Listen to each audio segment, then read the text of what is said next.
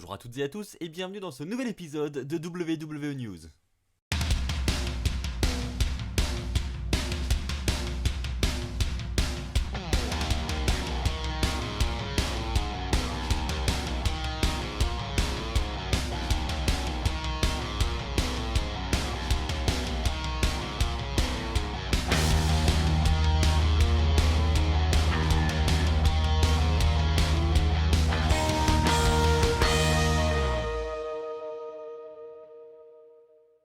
J'espère que vous allez tous très bien, on se retrouve pour ce nouvel épisode où je vais vous délivrer les 4 news les plus importantes de la semaine. Je sais, il n'y a pas eu d'épisode depuis longtemps, mais ça y est, c'est reparti, on repart pour un épisode par semaine où je vous délivre les plus grosses informations de la semaine.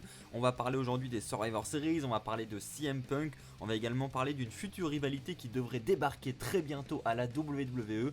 Vous l'aurez compris, beaucoup d'informations. Nous allons commencer premièrement avec une interview de Triple H où un journaliste lui a posé la question et lui a demandé s'il allait être impliqué au Survivor Series, s'il allait catcher le soir des Survivor Series. Et Triple H a tout simplement répondu qu'il n'avait aucun intérêt à lutter durant ce pay-per-view, donc visiblement Triple H ne fera pas partie de cette équipe au Survivor Series. Mais en tout cas, Triple H a évoqué le fait qu'il y aurait une grande surprise du côté des Survivor Series. On ne connaît toujours pas à l'heure actuelle les 5 membres de la NXT qui affronteront les 5 membres de Raw et SmackDown, parce que du côté de Raw et SmackDown les 5 catcheurs sont annoncés, mais on n'en sait rien du côté de la NXT encore. Et donc si on en croit l'interview de Triple H, il devrait annoncer les participants de ce match avant les Survivor Series. Et il devrait garder seulement une place qui sera une surprise révélée durant les Survivor Series. C'est ce que Triple H a révélé durant cette interview. Il a d'ailleurs dit que cette dernière place qui serait attribuée serait une grosse surprise pour les Survivor Series. Et c'est une promesse qu'il a fait durant cette interview. Donc voilà, donc pour résumer, on ne connaît pas encore l'équipe de la NXT, on ne connaît pas les noms.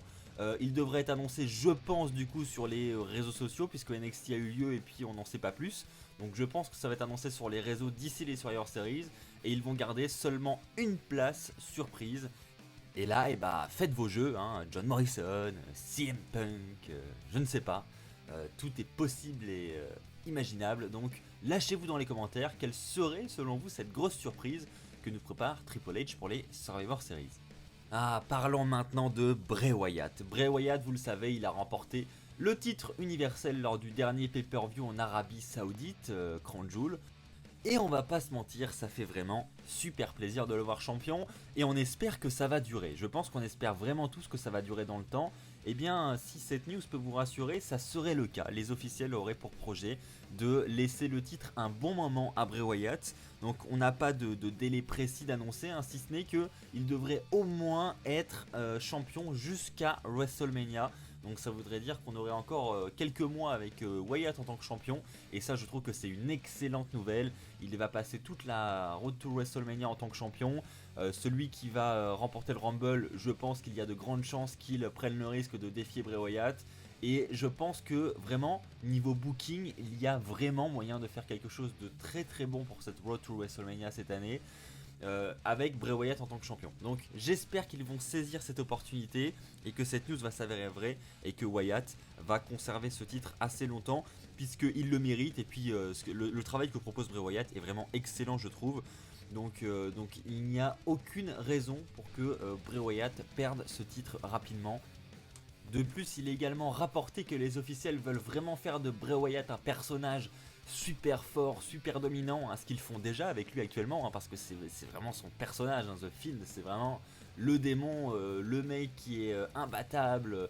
Donc évidemment, c'est un personnage déjà actuellement fort, mais ils veulent vraiment conserver cet esprit, et ils veulent vraiment que Wyatt parte sur plusieurs mois de domination, où il détruit ses adversaires, ou au moins où il est invincible.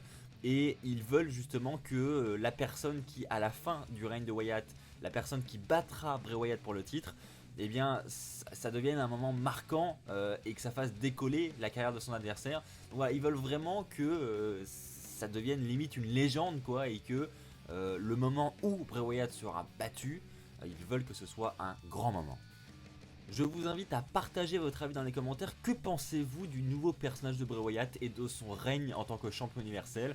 Est-ce que vous êtes content de voir Wyatt en tant que champion? Et est-ce que selon vous ça va durer longtemps? Et est-ce que ça doit durer longtemps?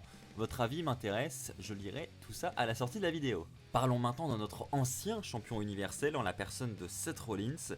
Alors on a des informations sur son futur adversaire ou du moins ce qui pourrait être sa future rivalité. Alors on va voir si vous ça vous emballe. De mon côté c'est pas...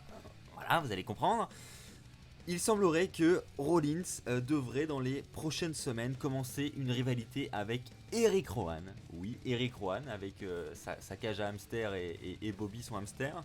Il devrait commencer ça dans les semaines qui viennent parce que les prochains live events de la WWE commencent petit à petit à sortir leurs cartes. Vous savez, c'est comme lorsque la WWE vient en France, on nous annonce une carte provisoire entre guillemets ou une carte des potentiels matchs qui peuvent avoir lieu durant la soirée. Et plusieurs de ces cartes pour ces live events aux États-Unis annoncent un match entre Eric Rowan et Seth Rollins. Et généralement, quand il y a des matchs qui se répètent comme ça de soir en soir sur les cartes, c'est que c'est une rivalité dans le roster principal et que c'est une rivalité qu'on voit à la télévision. Donc il y aurait des chances pour que Rollins parte en rivalité avec Eric Rowan pour ce début d'année 2020 ou alors cette fin d'année 2019. Donc Rollins commencerait visiblement sa Road to WrestleMania contre Eric Rowan. Qu'en pensez-vous? Lâchez-vous dans les commentaires. Personnellement, honnêtement, je trouve pas ça folichon. Mais après tout, peut-être qu'ils peuvent nous surprendre et peut-être que Eric Rowan va me surprendre et qu'en solo, il sera capable de tenir une rivalité face à Rollins et à nous offrir de grands segments, de grands matchs 5 étoiles. Bon, je doute un peu quand même. Et enfin, terminons avec ce qui vous intéresse le plus, je pense, dans cet épisode. On va parler de CM Punk. Vous le savez, c'est le sujet du moment. La semaine dernière avait lieu l'épisode de WWE Backstage, un talk show sur la WWE qui est diffusé sur Fox aux États-Unis. Malheureusement, il n'est pas disponible pour la France, mais vous pouvez trouver des segments, etc. sur YouTube, sur les réseaux sociaux, etc. Si vous voulez voir à quoi ça ressemble, vous allez trouver ça. Quoi qu'il en soit, Renee Young la semaine dernière nous a annoncé une grosse surprise pour cette fin d'émission. Elle a commencé à faire un compte à rebours. Et on entend la musique de CM Punk et CM Punk qui débarque sur le plateau de WWE Backstage. Et donc vous vous doutez bien que personne n'était au courant à part Renee Young. Donc les autres catcheurs qui étaient présents sur le plateau, à savoir Samoa Joe, il y avait Adam Cole également je crois, et Paige étaient littéralement sur le cul, hein, on peut le dire, et étaient méga surpris de ce retour de CM Punk. On avait des rumeurs, hein, parce que CM Punk lui-même l'avait évoqué, qu'il avait été contacté pour passer un casting sur la Fox. Et puis après, il avait révélé qu'il n'avait pas eu de retour suite à ce casting et que voilà, visiblement ça semblait mort et que la Fox ne l'avait pas retenu. Et au final, il a fait une apparition la semaine dernière, donc énorme surprise. Et donc suite à ce retour sur un plateau télé, sur une émission en rapport avec la WWE, vous vous doutez bien que les fans ont vite fait leur rapprochement et espèrent maintenant un retour dans les rings. Et pour eux, on n'a jamais été aussi proche d'un retour dans les rings pour CM Punk. Donc cette semaine, CM Punk était de retour en tant que chroniqueur sur le plateau et il avait une interview du coup avec Renee Young et Renee Young a évidemment posé la fameuse question à CM Punk: est-ce qu'un retour dans le ring est prévu? Et CM Punk y a répondu avec une grande honnêteté. Il dit déjà premièrement qu'il n'a été en relation avec personne du côté de la WWE. Il dira ensuite que un retour à la WWE dans le ring n'est pas quelque chose qui l'intéresse forcément, mais il dit que par expérience, dans sa vie, il a appris qu'il ne savait pas dire non, et que si un retour devrait avoir lieu, ça serait compliqué. En gros, il l'a amené comme ça, il a dit que si un retour doit avoir lieu, alors un pont doit être construit entre lui et la WWE. Et pour la construction de ce pont, il y aura plusieurs obstacles. Et donc ça pourra prendre du temps. Et il a comparé ça un peu à la construction de la muraille de Chine. Donc vous l'aurez compris, enfin moi en tout cas je l'ai interprété comme ça. Honnêtement, suite à ce qu'a dit CM Punk dans cette interview, avant cette interview j'étais pas du tout dans l'optique il va revenir. Mais après ça, après les mots qu'il a employés, je pense que, c'est même pas je pense, c'est même sûr, la WWE a eu des échos et va être méga intéressé pour faire revenir CM Punk parce que tout simplement, niveau business, ça va être un énorme coup pour la fédération et ils vont forcément être intéressés, donc ils vont essayer de le ramener. Donc je pense que les deux vont bientôt rentrer en négociation. Et peut-être que c'est même déjà le cas et que CM Punk ne dit pas la vérité, hein, parce qu'évidemment s'ils veulent faire un retour surprise, CM Punk va pas avouer tout ça. Donc peut-être qu'il y a même des choses déjà en place, mais franchement je pense que ça sent très très bon. Il a dit que voilà, il a pas dit que c'était un non catégorique, donc franchement c'est possible, il a juste dit que ça allait prendre du temps. Donc personnellement j'y crois et je suis même assez confiant pour cette Road to WrestleMania 36, donc dans les mois qui arrivent.